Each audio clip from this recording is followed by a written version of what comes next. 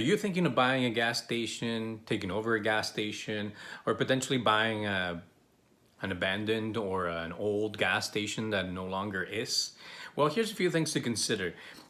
Gas stations are considered fuel handling sites by the Technical Standards and Safety Authority. And what that means is basically that these are locations where fuel handling equipment is present and has to be properly maintained and dealt with.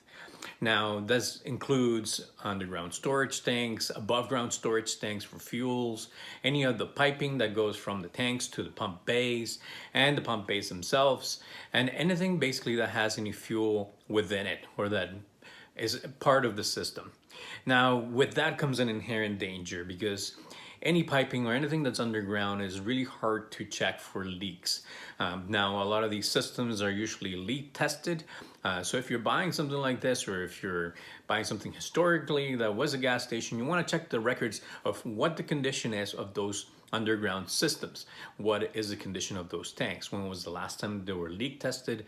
Have there been any leaks known of or documented? And you want to be able to understand the condition of that property nowadays. Now, what that typically entails nowadays is the assessment by doing a phase 1 environmental site assessment to check for anything historic that might have been on the property or surrounding properties. If there has been any contamination, you'll be able to find it through that kind of documentation review. And then typically for gas stations, you would involve some sort of phase 2 environmental assessment, limited phase 2 possibly, to check for fuels or anything related to those fuels or metals that might be on the property that might be related to contamination present on the property. So if you're buying something like that, you want to make sure that you get all the proper documentation, and you want to make sure that you get the documentation that is new, relatively from, I'd say, the last 2 years or so.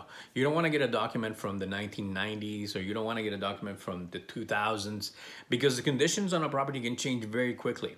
Corrosion can happen, from one day to another on underground systems. And even though there's cathodic protection on most of these underground systems, there is, if it's an abandoned gas station, that cathodic protection is gone and it's no longer being maintained. Any underground tank that's sitting on that property could potentially be leaking.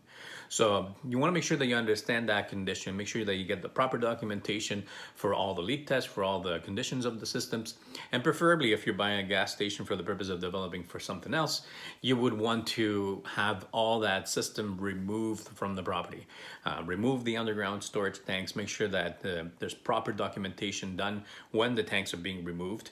Those all have to be done accordingly, and make sure that you properly understand basically everything that is on the property up to date right now. What is the condition today of that property?